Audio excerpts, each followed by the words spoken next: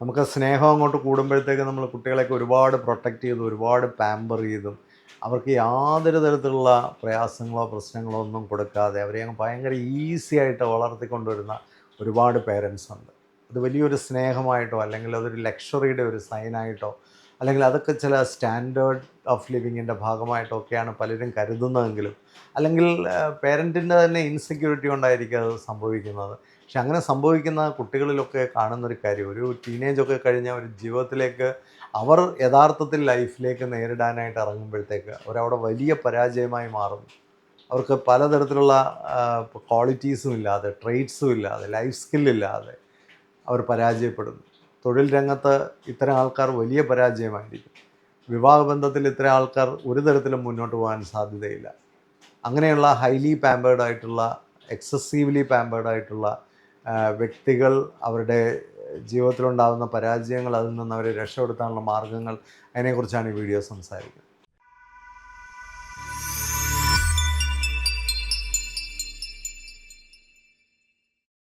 Excessively pampered ആയിട്ടുള്ള ഒരുപാട് ചെറുപ്പക്കാരെ ഇന്ന് സമൂഹത്തിൽ കാണാൻ കഴിയും. പൊതുവേ അവർ കരിയർ രംഗത്തും അതുപോലെ തന്നെ കുടുംബജീവിതത്തിലും അവർക്ക് വലിയ പ്രശ്നങ്ങളാണ്. അവർക്ക് ഇതിലൊന്നും സക്സസ്ഫുൾ ആയിട്ട് വരാനായിട്ട് സാധിക്കുന്നില്ല. ഒരു 20 വയസ്സോ 25 വയസ്സോ ഒക്കെ കഴിഞ്ഞിട്ട് ഇത്തരം പ്രശ്നങ്ങളെ നമുക്ക് റിവേഴ്സ് ചെയ്യാനോ ഇത്തരം പ്രശ്നങ്ങളെ പരിഹരിക്കാനോ അത്ര എളുപ്പമല്ല. ചെറിയ പ്രായത്തിലെ ഈ ഒരുപാട് പാമ്പർ ചെയ്ത് വളർത്തുന്ന കുട്ടികൾ പലതരത്തിലുള്ള പ്രശ്നങ്ങളെയാണ് നേരിടുന്നത്. പാമ്പറിങ്ങിൻ്റെ ഒരു പ്രധാന കാരണം ഇന്ന് സാമ്പത്തികമായിട്ടൊക്കെ എല്ലാ വീട്ടിലും വലിയ സാധ്യതകളൊക്കെ വളർന്നു. ആ സാമ്പത്തികമായി കിട്ടിയ അഡ്വാൻറ്റേജ് എല്ലാം നമ്മൾ കുട്ടികളിലേക്ക്, അല്ലെ കുട്ടികളുടെ ഒരു അഡ്വാൻറ്റേജിനായിട്ട് കൊടുത്തു കഴിഞ്ഞാൽ അത് അവരുടെ വളർച്ചയെ ഉപകരിക്കുന്നതിൽ കൂടുതൽ ഉപദ്രവിക്കുകയാണ് ചെയ്യുന്നത്.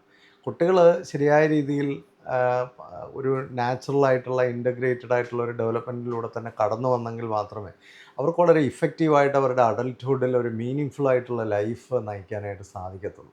പലപ്പോഴും ഈ ഹൈലി പാമ്പേർഡ് ആയിട്ടുള്ള കുട്ടികളെ എടുത്ത് നോക്കിക്കഴിഞ്ഞാൽ ഈ സൈക്കോളജിയിൽ ഈ പാമ്പേർഡ് ചൈൽഡ് സിൻഡ്രോം എന്ന് പറയുന്നൊരു അവസ്ഥ തന്നെയുണ്ട്. അത്തരം കുട്ടികളൊക്കെ നോക്കിക്കഴിഞ്ഞാൽ പൊതുവേ നമ്മൾ അവർ എല്ലാ ഹാർഡ്ഷിപ്പിൽ നിന്ന് അവരെ ഷീൽഡ് ചെയ്താണ് വളർത്തിക്കൊണ്ടുവരുന്നത്. ഒരു തരത്തിലുള്ള പ്രശ്നങ്ങൾ അവർക്ക് നേരിടാനുള്ള അവസരങ്ങൾ കൊടുക്കാതെ അവരെ എല്ലാ കാര്യങ്ങളും വളരെ സ്മൂത്താക്കി വളർത്തിക്കൊണ്ടുവരുന്ന പേരൻസ് ഉണ്ട്. അത് പേരൻസിൻ്റെ ഒരു ഇൻസെക്യൂരിറ്റി കൊണ്ടാവാം, അല്ലെങ്കിൽ പേരൻസ് ഒരുപാട് ലക്ഷൂറിയസ് ആയിട്ടുള്ള സാഹചര്യങ്ങളിലൂടെ പോകുന്നതിൻ്റെ അഡ്വാൻറ്റേജ് കുട്ടികൾക്ക് കൊടുക്കുന്നതാകാം.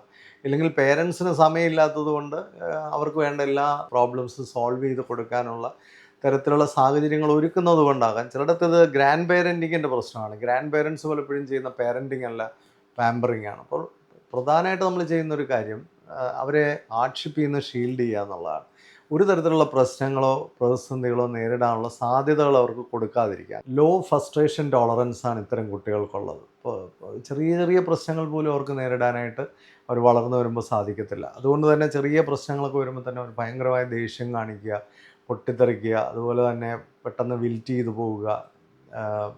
അത്തരം സാഹചര്യങ്ങളൊക്കെ ഒരു മാനസികമായിട്ട് ഭയങ്കരമായിട്ട് വിഷമിക്കുക. ഇതുപോലുള്ള അവസ്ഥകളൊക്കെ ഇത്തരം കുട്ടികളിൽ വളരെ കൂടുതലായിരിക്കും.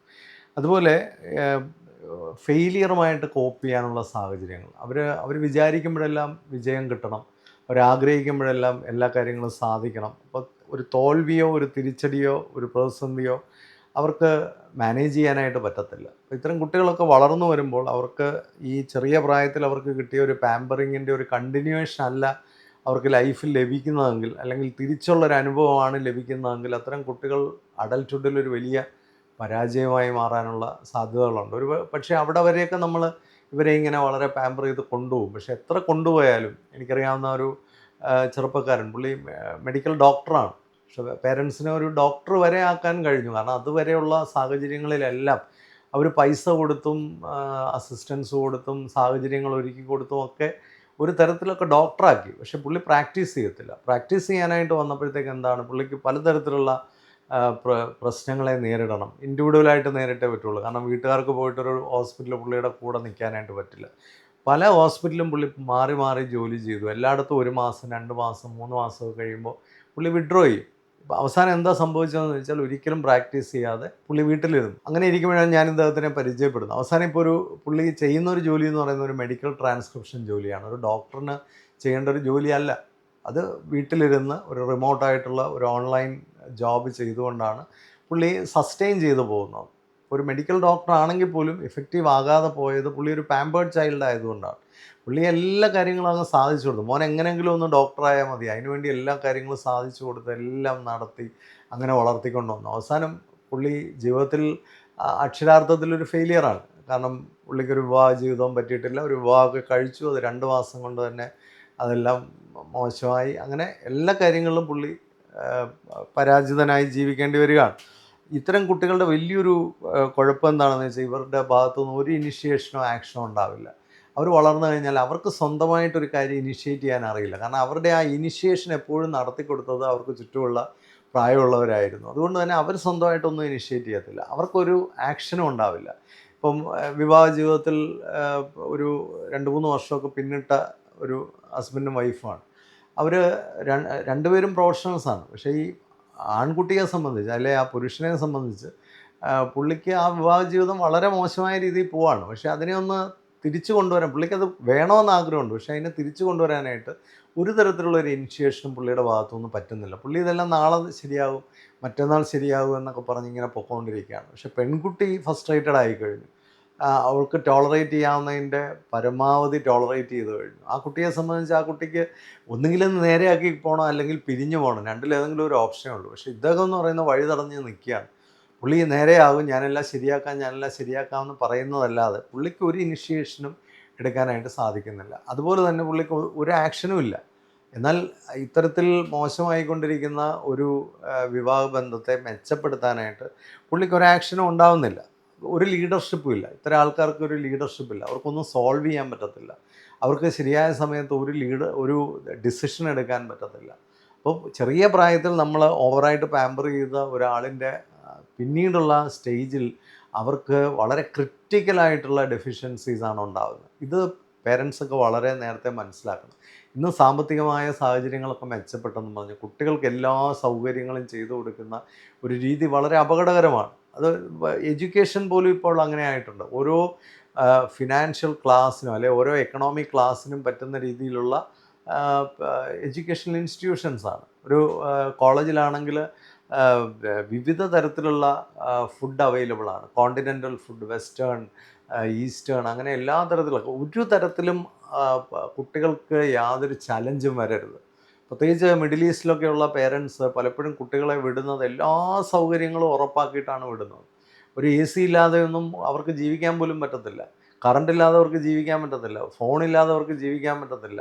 എല്ലാ സൗകര്യങ്ങളും കൊടുക്കുന്ന, അല്ലെങ്കിൽ എല്ലാ സൗകര്യങ്ങളും ഉറപ്പാക്കിയതിന് ശേഷമാണ് അവർ പഠിക്കാൻ പോലും വിടുന്നത്. അപ്പോൾ വിദ്യാഭ്യാസത്തിലൂടെ പോലും കിട്ടാൻ സാധ്യതയുള്ള എന്തെങ്കിലുമൊക്കെ തടസ്സങ്ങളെയും വെല്ലുവിളികളെയും ചാലഞ്ചുകളെയും എല്ലാം നമ്മൾ അവിടെ ഇല്ലാതാക്കുകയാണ്. അപ്പോൾ അൾട്ടിമേറ്റ്ലി ഉരുത്തിരിഞ്ഞ് വരുന്നൊരു പ്രോഡക്റ്റ് എന്ന് പറയുന്ന ഒരു ബ്രോയിലർ ചിക്കൻ ആയിരിക്കും. അതിനെ നമുക്കൊന്നിനും അവസാനം കൊള്ളിക്കില്ല. ഇതാണ് സംഭവിക്കുന്ന ഒരു പ്രശ്നം. അപ്പോൾ ഈ അമിതമായി നമ്മൾ കുട്ടികൾക്ക് സൗകര്യങ്ങളെല്ലാം ചെയ്തു കൊടുത്തു കഴിഞ്ഞാൽ അവർ അവസാനം രൂപപ്പെട്ടു വരുന്ന വളരെ ഇന്നെഫക്റ്റീവായിട്ടുള്ള ഒരു പേഴ്സണായിട്ട് മാറുന്നു. ഇവർക്ക് ഒരു റെസീലിയൻസ് വളരെ കുറവാണ്. എല്ലാം ചെയ്തു കൊടുക്കുന്നത് കൊണ്ടും ഒരു കോൺസിക്വൻസസ് നേരിടാൻ അനുവദിക്കാത്തത് കൊണ്ടും ഇവരിലൊരു റെസീലിയൻസ് ഉണ്ടാവില്ല. ഒന്നിൻ്റെയും കോൺസിക്വൻസസ് അവർ നേരിട്ടിട്ടില്ല. ഒരു പരീക്ഷ തോറ്റു കഴിഞ്ഞാൽ അതിൻ്റെ ആ പരീക്ഷയെ ജയിപ്പിക്കാൻ പറ്റുന്ന പാക്കേജുകളൊന്നുണ്ട്. അങ്ങനെയുള്ള സ്ഥലങ്ങളിലാണ് കൊണ്ടുവിടുന്നത്. അതെന്ന് പറയുന്നത് എല്ലാ കാര്യങ്ങളും ശരിയാക്കി കൊടുക്കുന്ന പാക്കേജുകളാണ്. അങ്ങനെയുള്ള സ്ഥലങ്ങൾ, അതുപോലെ അങ്ങനെയുള്ള പഠന കേന്ദ്രങ്ങൾ, അവിടെയൊക്കെ നമ്മൾ കൊണ്ടുവിടുന്നു. ഇനി ജോലിക്കായിട്ട് നമ്മൾ അങ്ങനെയുള്ള സ്ഥലങ്ങളെയാണ് അന്വേഷിക്കുന്നത്. പക്ഷെ അവിടെയാണ് ഇപ്പോൾ പ്രശ്നം വരുന്നത്. ജോലിക്ക് ഇറങ്ങിത്തിരിക്കുമ്പോൾ നമ്മളൊന്നും ആഗ്രഹിക്കുന്ന തരത്തിലുള്ള ഒരു ജോലിയും ഇന്ന് ലോകത്തില്ല. ഇപ്പോൾ എവിടെ ജോലിക്ക് പോകുമ്പോഴും അവിടെയെല്ലാം പലതരത്തിലുള്ള ഹാർഡ്ഷിപ്പുകൾ നമ്മൾ നേരിടേണ്ടതായിട്ട് വരും. അവിടെ നമ്മൾ ചെന്ന് സഹകരിക്കേണ്ട വ്യക്തികളൊക്കെ പലതരത്തിലുള്ളവരായിരിക്കും. നമുക്ക് വീട്ടിൽ കിട്ടിയ ഒരു കംഫർട്ട് സോണോ, ഒരു എഡ്യൂക്കേഷൻ ടൈമിൽ നമുക്ക് കിട്ടിയ ഒരു കംഫർട്ട് സോണോ ഒന്നും റിയൽ ലൈഫിലേക്ക് ചെല്ലുമ്പോൾ ഉണ്ടാവുന്നില്ലെന്നുള്ളതാണ് വാസ്തവം. അപ്പം അവർ സ്വാഭാവികമായിട്ടും അവരുടെ ഒരു ക്ഷമയെല്ലാം ഭയങ്കരമായിട്ട് നശിക്കുന്നു. അവർക്ക് വേറൊരു വലിയ കുഴപ്പം എന്നാന്ന് വെച്ചാൽ അവർക്ക് എപ്പോഴും എല്ലാം കിട്ടണമെന്നും എല്ലാം എനിക്ക് അവകാശപ്പെട്ടതാണെന്നും ഞാൻ ആഗ്രഹിക്കുന്ന സമയത്ത് എല്ലാ കാര്യങ്ങളും നടക്കണമെന്നൊരു നിർബന്ധ ബുദ്ധിയുള്ളവരാണ് ഇത്തരം. അത് സ്വാഭാവികമായിട്ട് ലൈഫിൽ നടക്കത്തില്ല. അത് ഇപ്പോൾ ഒരുപക്ഷെ നമുക്ക് ഒറ്റയ്ക്ക് ഒരു സാമ്രാജ്യത്തിലൊക്കെ ഇരിക്കുകയാണെങ്കിൽ ചിലപ്പോൾ നടക്കും. അല്ലെങ്കിൽ അപ്പൻ തന്നെ മാനേജിങ് ഡയറക്ടറായിട്ടുള്ള ഒരു കമ്പനിയിൽ മോനെ ഇരുത്തിയാൽ നടക്കും. സാധാരണ തരത്തിൽ ലോകത്തിലേക്ക് ഇറങ്ങിച്ചെന്നാൽ നമുക്കെല്ലാം കിട്ടണമെന്നും എനിക്കെല്ലാം കൃത്യസമയത്ത് നടക്കണമെന്നും ഞാൻ ആഗ്രഹിക്കുമ്പോഴെല്ലാം സംഭവിക്കണമെന്നും ഇതൊന്നും ഒരിക്കലും നടക്കാൻ പോകുന്നില്ല. അപ്പോൾ ഇത്തരത്തിലുള്ള പ്രവണതകളൊക്കെ ചെറിയ പ്രായത്തിൽ തന്നെ കാണുമ്പോൾ അതിനെ അവിടെ തന്നെ കറക്റ്റ് ചെയ്യണം. ഇതൊക്കെ ഒരു പേഴ്സണാലിറ്റി ഡിസോർഡറായിട്ട് മാറും. അല്ലെങ്കിൽ അത്തരത്തിലുള്ള ഒരു ഒരു ഇൻഡിഫറൻറ്റ് പേഴ്സണാലിറ്റി ആയിട്ട് മാറുന്നു. യാതൊരു ഇഫക്റ്റീവ്നെസ്സും ഇല്ലാത്ത ഒരാളായിട്ട് മാറുന്നു. ഒരു ഫെയിലിയറിന് വേണ്ടിയുള്ള ഒരു റെസിപ്പിയാണ് നമ്മൾ ഒരുക്കിയെടുക്കുന്നത്. അപ്പോൾ അത് നേരത്തെ മനസ്സിലാക്കിക്കൊള്ളുക. അങ്ങനെ ഒരു സാഹചര്യം കണ്ടു കഴിഞ്ഞാൽ വളരെ നേരത്തെ തന്നെ അത് കറക്റ്റ് ചെയ്യാനുള്ള സാഹചര്യങ്ങൾ ഉണ്ടാക്കണം. അതുപോലെ വളരെ വലിയൊരു പ്രശ്നമാണ് ഇവർക്ക് വളരെ പുവർ ഇമോഷണൽ കൺട്രോൾ ആയിരിക്കും. അതുകൊണ്ടാണ് ഇത്തരം ആൾക്കാർ വിവാഹ ജീവിതത്തിലേക്കൊക്കെ വന്നു കഴിഞ്ഞാൽ എത്രയും പെട്ടെന്ന് തന്നെ അടിവെച്ച് പിരിയാനേ ഇവർക്ക് സാധിക്കത്തുള്ളൂ. കാരണം അവർ വിചാരിക്കുന്ന പോലെ കാര്യങ്ങളൊന്നും പോകുന്നില്ല എന്ന് വരുന്നു. മാത്രമല്ല ഒരു ഇൻ്റലിജൻ്റ് ആയിട്ടുള്ള ഒരു ഒരു കുട്ടിയാണ് അല്ലെങ്കിൽ ഒരു സ്പൗസാണ് ജീവിതത്തിലേക്ക് വരുന്നതെങ്കിൽ അവർ പല കറക്ഷന് വേണ്ടിയും ഫോഴ്സ് ചെയ്യും. അപ്പോൾ കറക്ഷൻ ആദ്യമായിട്ട് ജീവിതത്തിൽ നേരിടുന്ന ആ സമയത്തായിരിക്കും. അല്ല അതിനുള്ളൊരു ഫോഴ്സ് ആദ്യമായിട്ടുണ്ടാകുന്നത്, അല്ലെങ്കിൽ ഒരു ക്രിറ്റിസിസം ആദ്യമായിട്ടുണ്ടാകുന്നത്, ഒരു ഡിഫറൻസ് ഓഫ് ഒപ്പീനിയനിൻ്റെ ഒരു ചാൻസ് ആദ്യമായിട്ടുണ്ടാകുന്നത് ഒക്കെ ആ സമയത്തായിരിക്കും. ഇത്തരം കുട്ടികൾക്ക് നല്ല സുഹൃത്തുക്കളോ ചെറിയ പ്രായത്തിൽ തന്നെ തിരുത്തപ്പെടാനുള്ള സാഹചര്യങ്ങളൊക്കെ വളരെ കുറവായിരിക്കും. അപ്പോൾ സ്വാഭാവികമായിട്ടും അത്തരം ആൾക്കാർ ഒരു വിവാഹ ജീവിതത്തിലൊക്കെ വന്നു കഴിയുമ്പോഴാണ് ആദ്യമായിട്ടൊരു എതിർപ്പോ ഒരു ക്രിറ്റിസിസമോ ഒരു ഒപ്പോസിഷനോ ഒക്കെ അവർക്ക് ഉണ്ടാവുന്നത്. ഒരു ഡിസൻറ്റ് ഉണ്ടാവുന്ന ആ സമയത്താണ്. അപ്പോൾ അതിനോടൊന്നും ടോളറേറ്റ് ചെയ്യാനുള്ള യാതൊരു മാനസികാവസ്ഥയും ഇത്തരം ആൾക്കാർക്ക് ഉണ്ടാവത്തില്ല. അവർ വളരെ പെട്ടെന്ന് പൊട്ടിത്തെറിക്കുകയും ഒന്നും സഹിക്കാനുള്ള ക്ഷമ കാണിക്കാത്ത ആൾക്കാരായിരിക്കും. ഇവരുടെ ഒരു വലിയ പ്രോബ്ലം എന്താണെന്ന് ചോദിച്ചാൽ ഇവർ ഓവർ ഡിപ്പെൻഡൻ്റ് ആണ്. അപ്പോൾ ആരെങ്കിലും ചാരി മാത്രമേ ഇവർക്ക് നിൽക്കാൻ പറ്റുള്ളൂ. ഒരു പുവർ ഇൻഡിപെൻഡൻസ് ആണ് ഇവർക്കുള്ളത്. ഒരു ഓവർ ഡിപ്പെൻഡൻസ് ഇവർ കാണിക്കും. എപ്പോഴും അവരെ സഹായിക്കാനോ അവരുടെ ചുറ്റുപാടും എപ്പോഴും ആൾക്കാരിങ്ങനെ നിന്ന് കൊടുത്താൽ മാത്രമേ നടക്കുകയുള്ളൂ. അപ്പോൾ അതിന് പറ്റുന്ന ആൾക്കാർ ഇല്ലാതെ വരുമ്പോൾ അവരുടെ ജീവിതം വളരെ തകരാറിലാകുന്നു. അതുപോലെ തന്നെ അവർക്കൊരു ഇൻട്രൻസിക് മോട്ടിവേഷൻ ഇല്ല. പലപ്പോഴും അവർക്ക് ഉള്ളിൽ നിന്ന് ഒരാഗ്രഹമോ ഒരു അച്ചീവ്മെൻറ്റ് മോട്ടിവേഷനോ അല്ലെങ്കിൽ എനിക്ക് ജീവിതത്തിൽ എന്തെങ്കിലുമൊക്കെ ആവണം, എനിക്ക് ഈ പ്രശ്നങ്ങളിൽ നിന്ന് കരകയറണം, അല്ലെങ്കിൽ ഈ പ്രശ്നങ്ങളെ എനിക്കൊന്ന് അതിജീവിക്കണം, അല്ലെങ്കിൽ എൻ്റെ ഈ ഒരു അവസ്ഥയിൽ നിന്ന് എനിക്കൊരു റിവേഴ്സൽ ഉണ്ടാവണം. അത്തരത്തിലുള്ള ഒരു ഇൻട്രൻസിക് മോട്ടിവേഷനോ ഒരു ഡെവലപ്മെൻ്റൽ ആറ്റിറ്റ്യൂഡോ ഒരു ഗ്രോത്ത് മൈൻഡ് സെറ്റോ ഇതൊന്നും ഇത്തരം ചെറുപ്പക്കാരിലുണ്ടാവില്ല. അപ്പോൾ നമ്മൾ വളരെ പ്രതീക്ഷയോടുകൂടി ഇവരെ വലിയ പഠനങ്ങളൊക്കെ പഠിപ്പിച്ചൊക്കെ കൊണ്ട് ഇറക്കിയാൽ അവസാനം ഇവരൊരു ഫെയിലിയറായിട്ട് മാറാനാണ് സാധ്യത. പൊതുവേ ഇത്തരം ആൾക്കാർ ഒരു ജോലിയിലൊക്കെ പോകാൻ തന്നെ സാധ്യത കുറവാണ്. ഇവർ ബിസിനസ്സൊക്കെ തുടങ്ങുകയാണെന്നും പറഞ്ഞ് പല ബിസിനസ്സുകളൊക്കെ തുടങ്ങി ഒരുപാട് ബിസിനസ്സുകൾ പൊട്ടിച്ച് കളയുന്ന ആൾക്കാരാണ്. അല്ലെങ്കിൽ ഫാമിലി ബിസിനസ്സിലാണ് ഇങ്ങനത്തെ കുട്ടികളൊക്കെ വരുന്നതെങ്കിൽ ആ ഫാമിലി ബിസിനസ് താഴോട്ടാണ് പിന്നീട് വളരാനുള്ള സാധ്യത. പിന്നെ ഇവർ ജോലി ചെയ്യുന്ന സ്ഥലത്ത് ഇവർ ബിസിനസ്സിലാണെങ്കിലും ഒരു പ്രൊഫഷണൽ സെറ്റിങ്ങിലാണെങ്കിലും ഇവർ ജോലി ചെയ്യുന്ന സ്ഥലത്തൊന്നും ഇവർക്കൊരു പ്രൊഫഷണലിസമോ ഒരു പിന്നെ ഒരു സ്റ്റാൻഡേർഡോ ഒന്നും അവർക്ക് കീപ്പ് ചെയ്യാനായിട്ട് പറ്റത്തില്ല. അപ്പോൾ ഇത്തരം ആൾക്കാരെ നമ്മൾ രൂപപ്പെടുത്തി എടുക്കാതിരിക്കാൻ പ്രത്യേകം ശ്രദ്ധിക്കുക. ചെറിയ പ്രായത്തിൽ തന്നെ പ്രത്യേകിച്ച് ഒരു ടീനേജ് ടൈമിലെങ്കിലും ആ പാമ്പറിങ് ഒക്കെ നിർത്തി വളരെ റിയൽ ലൈഫ് സിറ്റുവേഷനിലൂടെ അവരെ കടത്തിവിടുക. അവർ പോകുന്ന സിറ്റുവേഷനിൽ ഉണ്ടാവുന്ന പ്രശ്നങ്ങളുടെയൊക്കെ കോൺസിക്വൻസസ് നേരിടാൻ അവർക്ക് അവസരങ്ങൾ കൊടുക്കുക. ഏറ്റവും പ്രധാനമായിട്ട് ചെയ്യേണ്ട ഒരു കാര്യം എന്ന് പറഞ്ഞാൽ ക്ലിയർ ബൗണ്ടറി സെറ്റ് ചെയ്യണം. ഇത്തരം കുട്ടികളെ രക്ഷപ്പെടുത്തണം. ഇന്ന കാര്യങ്ങളിൽ യാതൊരു ഡിപ്പെൻഡൻസും സാധ്യമല്ല, അല്ലെങ്കിൽ ഇന്ന കാര്യങ്ങൾ സ്വന്തമായിട്ട് തന്നെ ചെയ്തേ പറ്റുള്ളൂ എന്ന് വളരെ ഫോഴ്സ് ചെയ്യണം. അത്തരം ബൗണ്ടറി സെറ്റ് ചെയ്തെങ്കിൽ മാത്രം അത്തരം കാര്യങ്ങളിലുള്ള സഹായങ്ങൾ നമ്മൾ നിർത്തണം. അത്തരം കാര്യങ്ങളിലുള്ള ഡിപ്പെൻഡൻസിനെ നമ്മൾ ഒരിക്കലും എൻകറേജ് ചെയ്യരുത്, ടോളറേറ്റ് ചെയ്യരുത്. എങ്കിൽ ഇവരെ ഒരു പരിധി വരെയൊക്കെ രക്ഷപ്പെടുത്തി എടുക്കാനായിട്ട് പറ്റും. രണ്ടാമത്തെ ഒരു കാര്യം എന്ന് പറയുന്നത് അവർക്ക് ക്ലിയർ ആയിട്ടുള്ള റെസ്പോൺസിബിലിറ്റീസ് അസൈൻ ചെയ്യണം.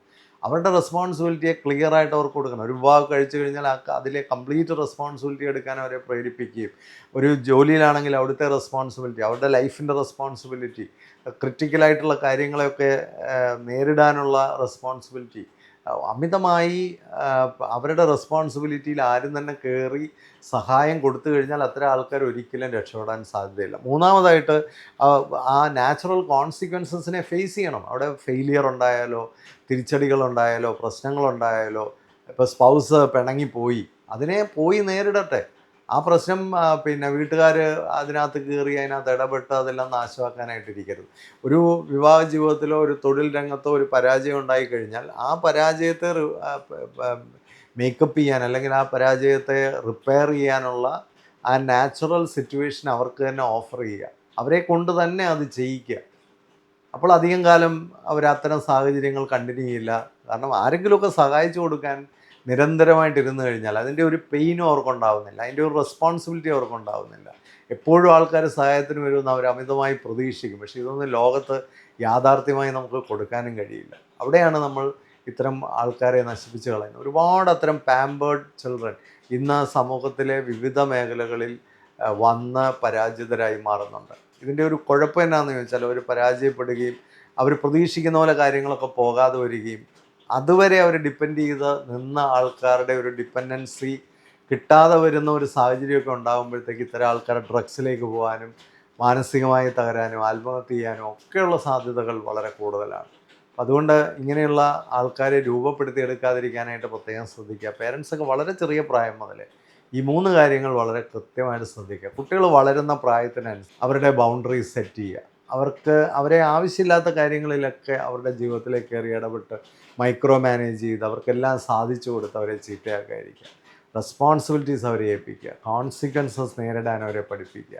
ഈ കാര്യങ്ങളിലൂടെ അവരെ മെച്ചപ്പെടുത്തിയെടുക്കാനായിട്ട് കഴിയും. ഇത് നല്ല വീഡിയോ എന്ന് തോന്നുന്നെങ്കിൽ മറ്റുള്ളവർക്ക് കൂടെ ഒന്ന് ഷെയർ ചെയ്ത് കൊടുക്കാനൊക്കെ പ്രത്യേകം ശ്രദ്ധിക്കുക. നിങ്ങൾ തരുന്ന എല്ലാ സപ്പോർട്ടിനും നന്ദി. Happy living.